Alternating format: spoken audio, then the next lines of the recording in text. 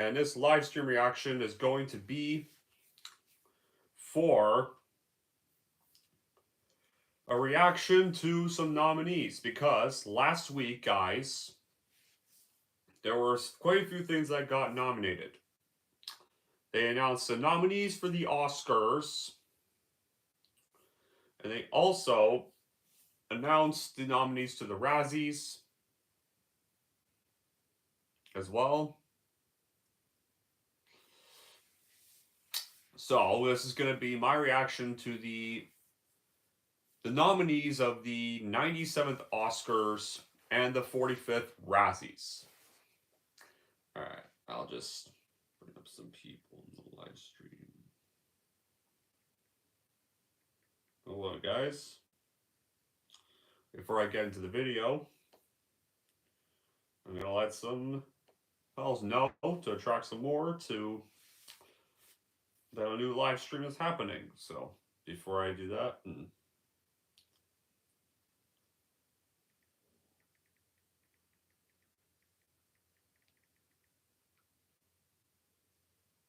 all right, it's still happening. I'll be there in a second. Just give me some time.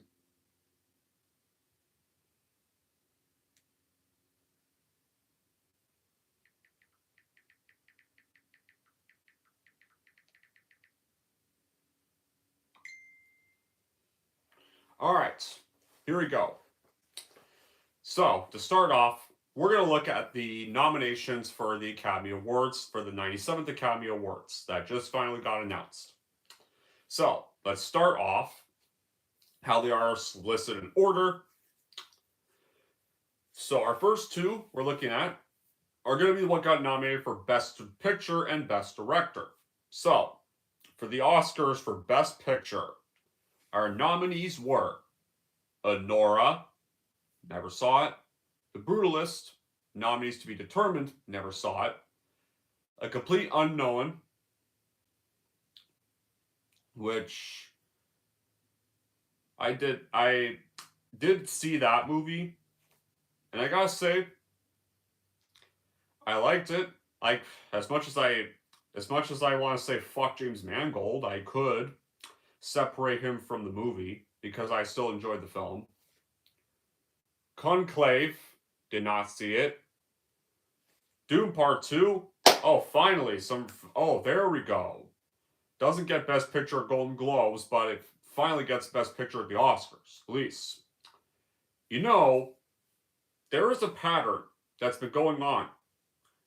In the 1970s to 1990, this trilogy, all three films, including The Godfather 3, were nominated for Best Picture. And I think Part 2 actually won Best Picture, or is it Part 1 or Part 2? Either way, but still. Then, in the 2000s, all three of the Lord of the Rings movies, those got nominated for Best Picture, with Return of the King winning Best Picture, and Best Director for Peter Jackson.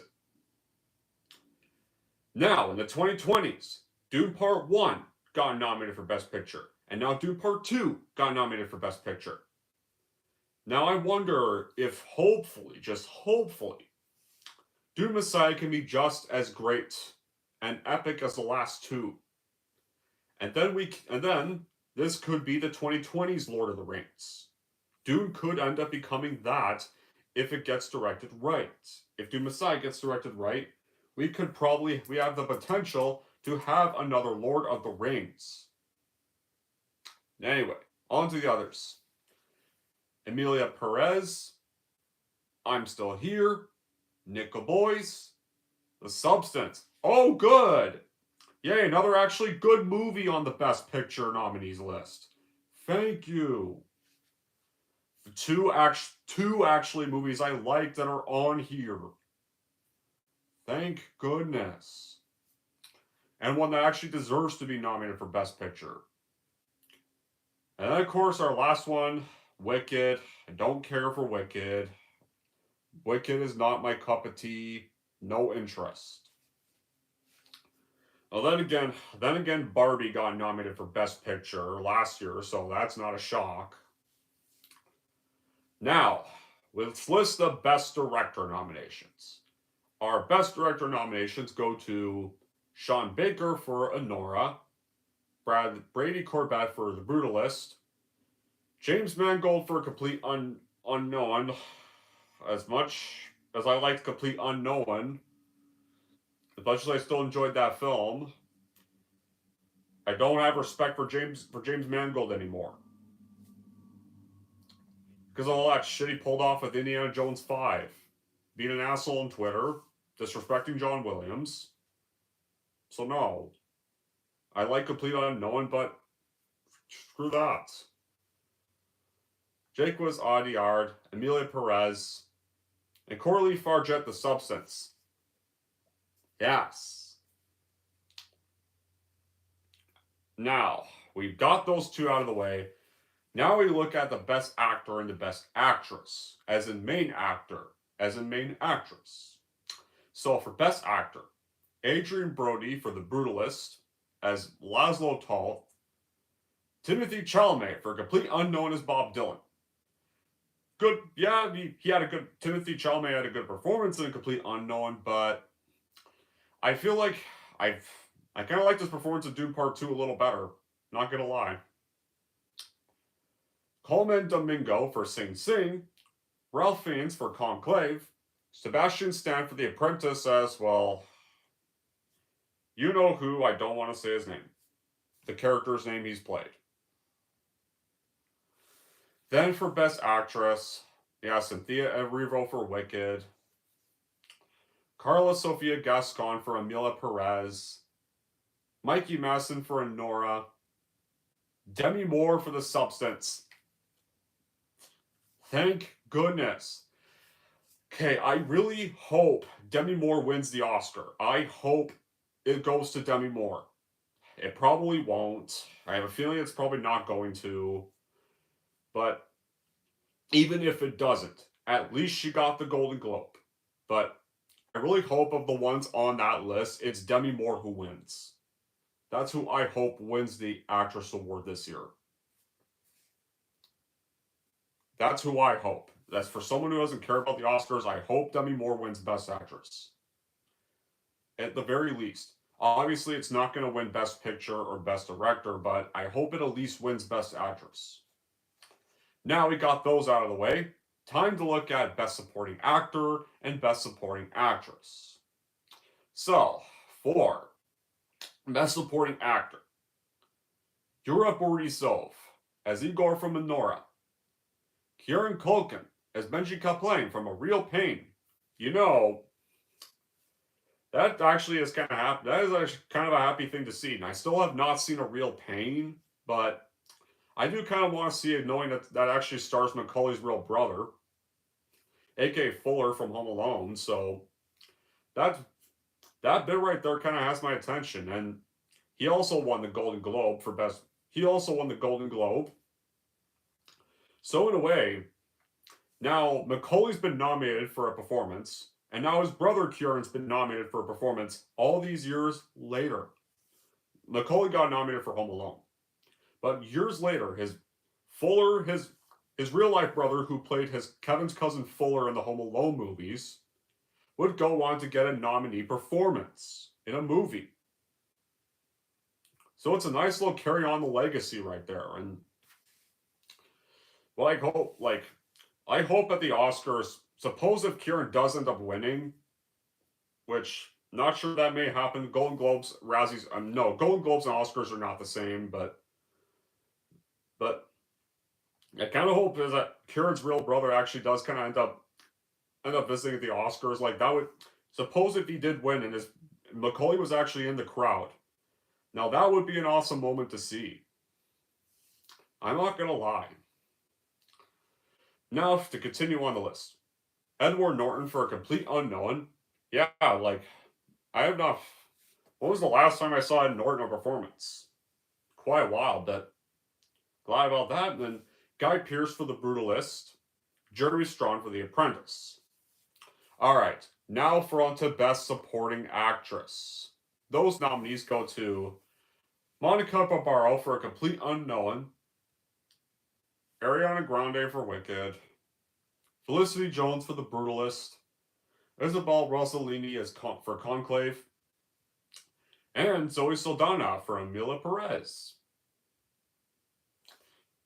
Nice. Yeah, especially nice now that Gamora's been nominated for an Oscar. Now, we got the actor performances, the director, the picture out of the way. Now it's time to get on to the best original screenplay and best adapted screenplay. So, for best original screenplay, Nora, Sean Baker, The Brutalist, Brady Corbett and Mona Fast Void, A Real Pain, Jesse Eisenberg, September 5th, Moritz Binder and Tim Falban, and Alex David, the co-writer, and Coralie Fargett for The Substance. The only one of these four I have seen is The Substance. So, you know what? I feel like Best Original Screenplay should go to The Substance. I hope it goes to this. I kind of hope it's obviously not going to. Like, because usually the movies that sometimes usually win are just movies I've never heard of or until, like, they get announced at the Oscars. But I feel like The Substance was the best screenplay we got last year. For Best Adapted Screenplay, A Complete Unknown, Conclave by Peter Strawn, Emilia Perez by Jacques Audiard, Nickel Boys by Remo Ross, and Sing Sing by Greg Quidar and Clint Bentley. Yeah. But I've seen Complete Unknown. Pretty good film, but not as good as like something like The Substance, and I've even watched Complete Unknown. I've liked Complete Unknown, but I'm gonna say this. Might not be one of like the greatest movies I saw 2024. That's what I will say. It was good, but maybe not like great. Now we're on to Best Animated Feature and Best International Feature Film. Our nominees for Best Animated Feature. This one was not a surprise. This one was obviously gonna appear on the list. Inside Out 2. That was kind of an obvious bet. Now, I thought Inside Out 2 was enjoyable, but I didn't think it was that great, as a lot of people did kind of make it out to be. I did have some problems with the film, and like, it just didn't really feel that impactful. I mean, I could see why it was successful. I could see why everybody really loved it, and why it made so much money to the point where it dethroned the Frozen movies, which I'm glad to hear. I'm just glad that Frozen doesn't hold that record anymore, because I hate the Frozen films. I'm glad that actually more decently enjoyable animated film now holds that record. So I mean, that's at least more deserving. But yeah. Good, but not great. The other ones. Wallace and Gromit, Vengeance Most Foul. The Wild Robot. Oh, yes. Now that definitely deserves to be nominated. Definitely. Like, The Wild Robot was such a surprise. A film I really did not expect to be that great. At all. Like, I thought this film was going to be kind of lame and kind of just mediocre. A film I saw to get out, I've seen Joker 2 at the time, and until I ended up having to watch that film anyway, when it said left theaters, that is, ended up being quite a surprise, and ended up being my second favorite movie of 2024. And of course, let's not forget, Flow. You're asking me, which one do you think will win? I'm going to have to say, well, if Flow won the Golden Globe, I wouldn't be surprised if Flow ends up winning it, to be fair. I have a feeling Flow's going to win. I haven't seen Flow yet, so I can't say much about it, but I have a feeling it's going to go to Flow. I have a feeling it's going to go to that.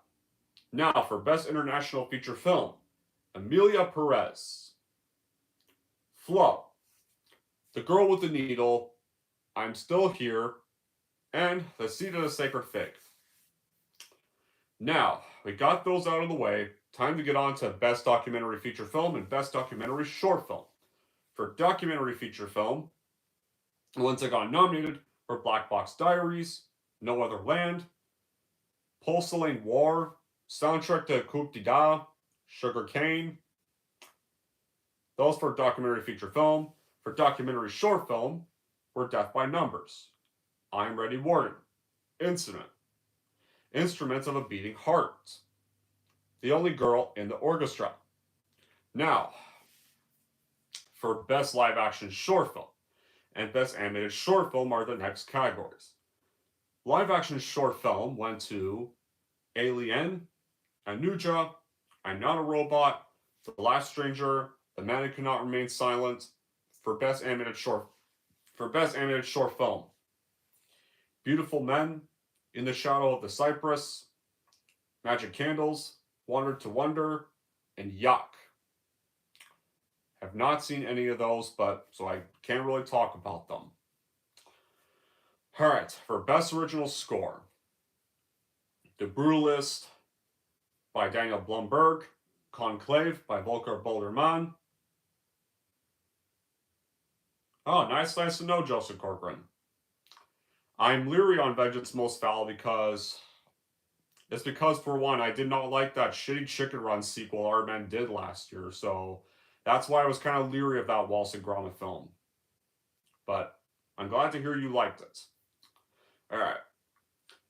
Clemenceau Ducal for Emilia Perez, John Powell for Wicked. Moving on. Chris Bowers for The Wild Robot. Of the four I've watched, The Wild Robot by Chris Bowers. Definitely a great score in that film. Easily. I'd say The Wild Robot had the best score of those picks. Now, for Best Original Song.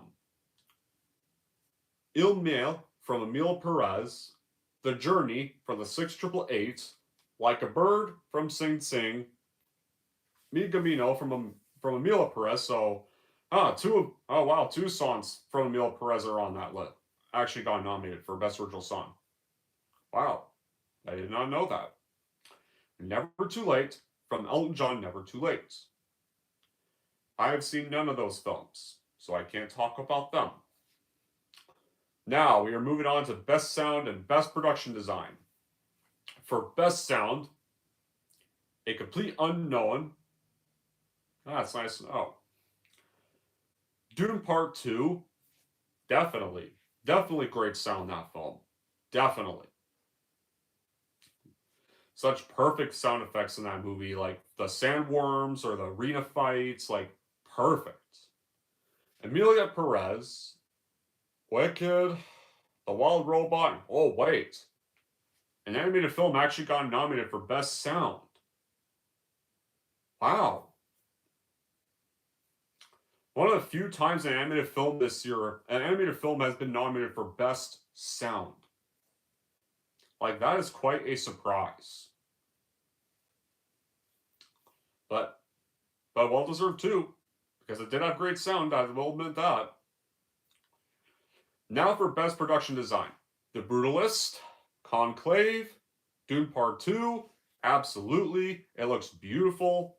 The sets looked beautiful in Dune Part 2. Nosferatu. Alright. Now that I mentioned Nosferatu, yes, guys, you're asking, did you see the new Nosferatu movie? Yes, I did. I did see the new Nosferatu movie. Yeah, I remember Ryan Connors saying that I need to watch Nosferatu. I did watch Nosferatu on New Year's Eve. And I definitely liked it. But I think I need to watch it again. It was a little bit confusing at times, so I don't think I loved it nearly as much as I did The Witch or The Lighthouse or The Northman, but I definitely liked Nosferatu. Nosferatu was definitely a really good film. But I definitely think it's a movie I need to watch again. Because I didn't really understand it that well the first time. But loved Nosferatu. I definitely loved the production design of Nosferatu, so I definitely can see why I would get nominated. And then, of course, another for Wicked. Of course. Now we are moving on to Best Cinematography and Best Makeup and Hairstyling. For cinematography, Dune Part 2, yeah. Nosferatu, yeah. The Brutalist, never saw it. Neil Perez never saw it. Maria never saw it. I'd say Dune Part 2 and Nosferatu are the two I'm happy to see, because I actually saw those and I'm familiar with those. Best Makeup and Hairstyling. A Different Man, Emilia Perez, Nosferatu. Oh, yeah. Nosferatu also had great makeup. The makeup on Nosferatu looks terrific. The makeup during the plague scenes looked terrific. So yeah, that definitely deserves a nomination for that. The Substance, oh yes. The Substance also had terrific makeup. Like during the scenes when Elizabeth is starting to get affected by the drug, or when her younger clone is mutating into that monster near the end of the film. Absolutely. And of course, Wicked. How many nominations did Wicked get? Wow. All right. We are now down to Best Costume Design and Best Film Editing. For Best Costume Design, A Complete Unknown, Conclave, Gladiator 2.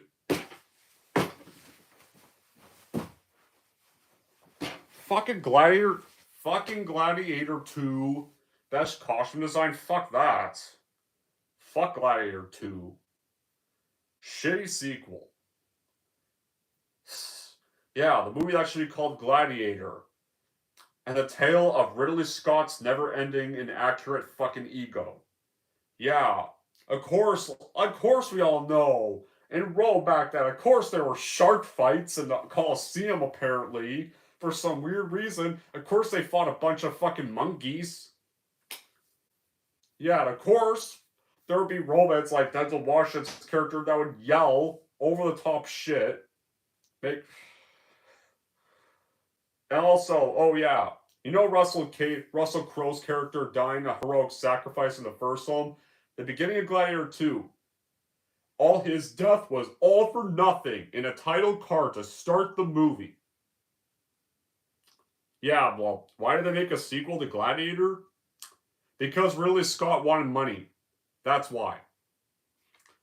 Ridley Scott needed money. And thought he could still make a good movie. And clearly wanted to get back at more historians that kept insulting him. Because he thinks he's smarter than historians. I learned about Rome in middle school. There were no shark fights. At all. They never fought sharks. And it would have been impossible to do so. But whatever. I don't know anything about that.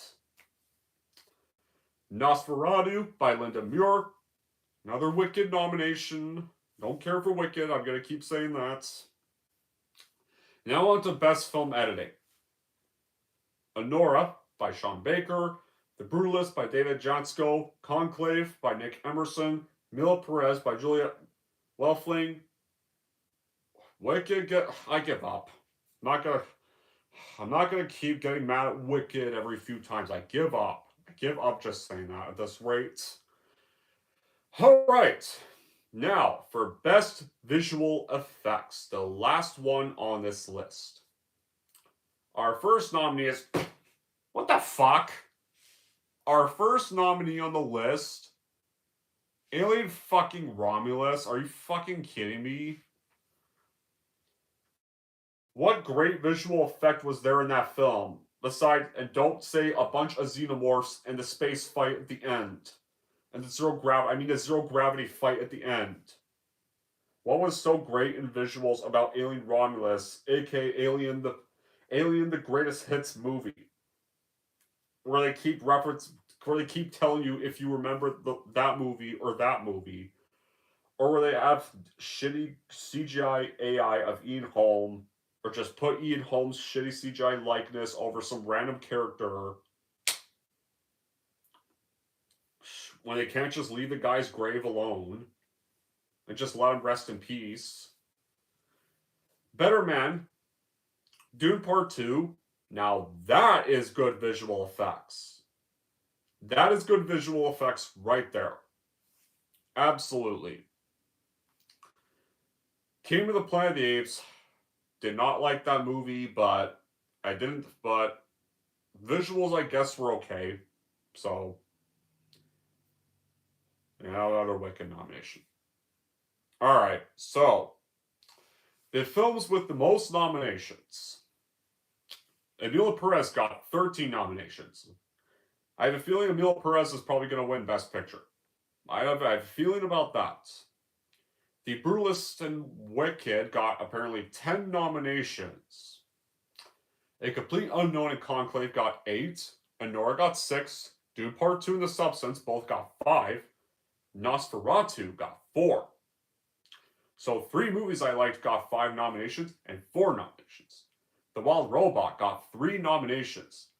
I don't think I've ever seen an animated film get this much nominations, besides just Up, Beauty and the Beast, and Toy Story 3. Probably the first animated film since those 3 to get more than just 1 Oscar nomination. Like Best Sound, Best Score, and Best Animated Feature. Not Best Picture, but still, that's quite impressive. The Apprentice, Flow, Nickel Boys, and Real Pain got 2 nominations. Alright, we're done with the Oscars now, but the live stream's not over yet because we still have one last ceremony to look at. So we're not done just yet. The next one we have to look at now is the 45th Razzies, because those also got announced the same week as the Oscars. Remember, guys, I couldn't announce these earlier because the wildfires delayed them. So, but now the Razzies have been announced. And I gotta say, quite a few of these I'm impressed and actually deserve the Razzies they got. I think there's one minor one or 2 minor ones I maybe would disagree with on here, but let's get on with the 45th Razzies and what got nominated. So, we start off obviously with Worst Picture and Worst Director. What got nominated? The first 3 to get nominated for Worst Picture were well fucking deserved because these films were fucking trash. 3 most hated films of 2024. Borderlands, good. Fuck Borderlands. Joker Fully of Dukes, yeah. One of those shittiest sequels in a long fucking time. Madam Web, definitely. Also equally deserved. Megalopolis, I never saw it, but I don't care to see it. But also pretty well deserved karma for a certain director. Regan, by Mark Joseph. Okay, that I did not see. But I guess it's probably really bad. So, and now we get on to Worst Director. Who got nominated for Worst Director? S.J. Clarkson, Madam Web. Yes. The one that is the most well-deserved nomination. And guess what, guys? Yeah, you're like, but this guy you're about to talk about directed the movie on your hat. Why are you bashing him? Bashing him if he directed your favorite movie of all time. Just because, yeah, he may have directed my favorite movie and favorite sequel of all time, but he's a piece of shit. The second one to get nominated was Francis Ford Coppola for Megalopolis. Yeah. Karma for defending Victor Salva, disrespecting his dead son's legacy, taking too long to make this film, waiting way too long, and clearly being a boring as hell film. So yeah, I'm glad. You know what? He may have directed films I liked, but especially this movie, but he's a horrible person. It is why I prefer directors like Martin Scorsese or Steven Spielberg or Quentin Tarantino better. Todd Phillips, Joker Fully Dukes, also well-deserved. Pretty much going on like, you like Joker for the wrong reasons, so I'll make this shitty sequel then. Yeah. and boost all my ego in interviews and act like an ass. And clearly didn't learn nothing from doing the Hangover sequels. Like, the Hangover sequels are proof why you shouldn't even be doing sequels in the first place. You learned nothing from the results of those. And the problems with the Hangover sequels pretty much carry on in Joker Fully Dukes. Yeah, we ended with Arthur getting by some random inmate that should have just been played by Todd Phillips himself. And Jerry Seinfeld for Unfrosted. I heard it was bad, but... well, I heard it was terrible, so I didn't watch it. And of course, the one I disagree with on this list, because to be fair, as shitty as this film was, the director was not really involved in it much, because he was off shooting stuff for Thanksgiving, so he didn't really direct a lot of this film. Eli Roth. Apparently Eli Roth got nominated for Worst Director, despite the fact that, yeah, his name's on that film. He was the original director for it, but I don't think he should have been nominated for it because he wasn't involved with most of the movie. He wasn't on set for most of the film. Because remember, guys, Thanksgiving came out around 2023, so he was a little busy at times doing that film. And that was a way better film than Borderlands. Definitely.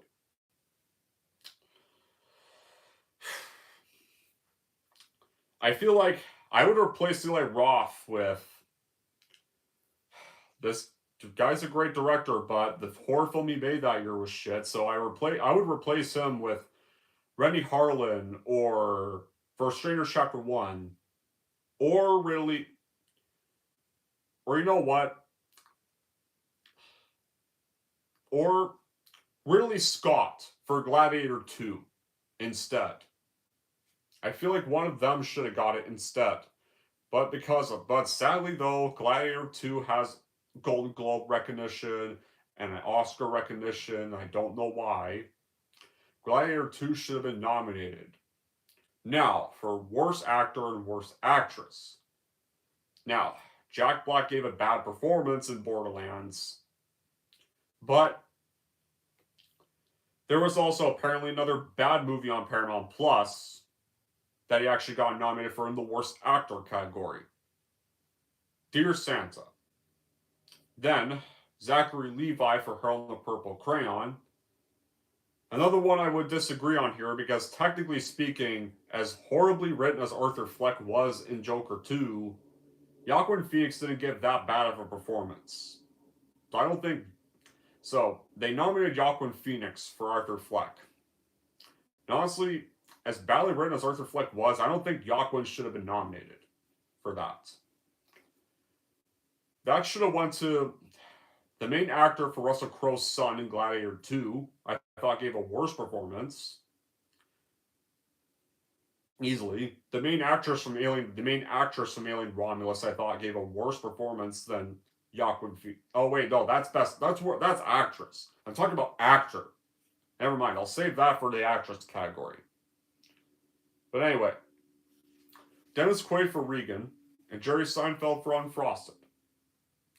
Now, we get on to the Worst Actress nominations, and the ones, like, most of these, except for one, are all deserved. Cate Blanchett for Borderlands, yeah, definitely. Her worst performance of her career. Bryce Dallas Howard for Argyle, yeah, fuck Argyle. One of the biggest disappointments of 2024. Easily. I thought I was going to be watching a spy film about Henry Cavill. No, we're not getting that. You're just getting a ripoff of The Lost City, starring this lame character played by Bryce Dallas Howard,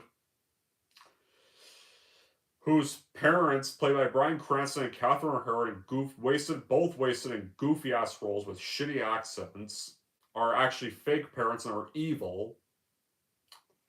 And instead of being about Sam Rockwell and Henry Cavill, who are actually the two most interesting characters in the film, it's about this lame writer chick who skates on CGI oil for 30 minutes, or during the final fight, of course I want to hear Catherine O'Hara with a music box yell, "Finish him!" With, like, moral fucking combat. and setting up a Kingsman universe that you're not going to get because the movie bombed. So you're going to get no continuation of this film, ever. Dakota Johnson from Madam Web. Yeah, good. That's probably the first Spider-Man protagonist. That actress probably played the very first Spider-Man protagonist, Cassandra Webb, the very first Spider-Man lead where I actually wanted to die. Probably the first character in a Spider-Man film that the actress played. The first character that I actually wanted the villain to kill because of how much of an annoying brat she was. Screw that character, Cassandra Webb. Worst Spider-Man film-related character ever. Lady Gaga for Joker Fully Dukes? Really? Yeah, hated. Yeah, Harley Quinn was unlikable in that film, but did Lady Gaga really deserve to be nominated for that film just because the character was horribly written? That should have went to. I would have had either the main actress from Alien Romulus, or Connie Nielsen for Gladiator 2 instead of Lady Gaga. Jennifer Lopez for Atlas, didn't watch it. So I can't talk about that. Worst supporting actor, another Jack Black performance. And this one was for Borderlands. But voice only. Claptrap. Yes! Absolutely. That was probably Jack Black's worst performance yet. And probably the most annoying character he has played. Claptrap was insufferable. He never shuts up. He kept saying unfunny poop jokes because apparently he was written by Eli Roth because he saw his dog taking a shit and decided that was perfect for the character of Claptrap. Or even laughs when he thinks like Cate Blanchett died or something. Like, I always thought you died and I was celebrating or something like that. But Kevin Hart for Borderlands, yeah, he definitely sounded bored.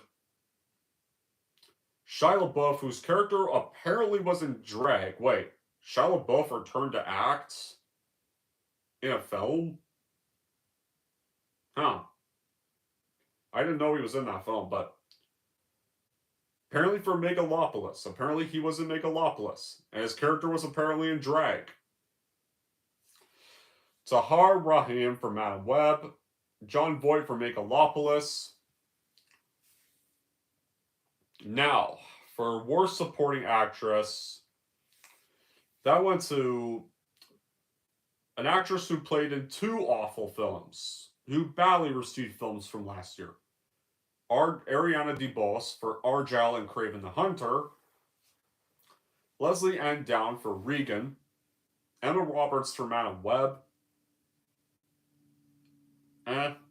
Not so sure how I feel about that one. Madam Web may be bad, but I didn't think Emma Roberts' performance was that terrible. I don't think it was really that Razzie worthy. Amy Schumer for Unfrosted. And F.K. Twigs for the shit Crow remake that stars Pennywise, Bill Skarsgård. The disrespectful Crow remake that I refused to watch. And I'm glad I didn't, because almost every YouTuber I liked said it was shit. Not wasting my time on the shitty Crow. I feel like, now you're asking, who would you replace Emma Roberts with? Easy pick, obviously. Here's who I would replace with. Ariana Greenblatt for Borderlands. Her annoying character from Borderlands. I would replace with that instead. I thought that was a much worse performance than Emma Roberts. Yeah, shitty as Madam Web was. Now, we're on to, I think this is the last, is this? No, it's not the last two, but we're almost getting on to the last three. Worst screen combo and worst remake ripoff or sequel. Worst screen combo, Jack Black for any two obnoxious characters from Borderlands, or actually it's any two obnoxious characters, but especially Jack Black from Borderlands. Any two unfunny comedic actors for Unfrosted. The entire cast of Megalopolis. Apparently, Joaquin Phoenix and Lady Gaga for Joker Fully Dukes again. Dennis Quaid and Penelope Ann Miller from Regan. So, you know, I would take off. Oh, wait a minute. I guess even though I haven't seen the Crow remake, I'd probably, I'd probably replace either. I would even replace Joaquin Phoenix for worst actor with Bill Skarsgård for the Crow already, easily, and easily. I think that would be much more Razzie worthy. But anyway, I would replace worst screen combo with Ariana Greenblatt and Kate Blanchett for Borderlands, or any of the bland, lame teen characters in Alien Romulus, or even better, Ridley or Denzel Washington and his two annoying brats from Gladiator 2, or another Gladiator 2 one even better. Ridley Scott and his never-ending inaccurate fucking ego for Gladiator 2. Better. Any one of those should have honestly got it over Joker Fully Dukes. Joker Fully Dukes deserves Razzies, yes, because it's definitely a shit film. It's a big pile of shit, definitely, but... And Harley Quinn and Arthur Fleck are written horribly, but I feel like there's much more Razzie-worthy screen combos than them. Joaquin and Gaga weren't that bad. The rest of the film definitely was. Now we're on to worst remake, ripoff, or sequel. Here's an obvious first nomination: The Crow, Joker Foley of Dukes, Kraven the Hunter, Rebel Moon 2, obviously the theatrical cut. Very likely the theatrical cut, but still. Look at this! Disney got one for Mufasa. Yeah. And people keep saying it's the #1 movie at the box office. Then how come it's nominated for worst remake, ripoff, or sequel? And how come it has bad reviews? And how come it got its ass kicked in the first weekend by Sonic 3?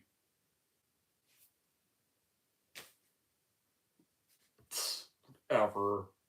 Then again, box office clearly got manipulated by it.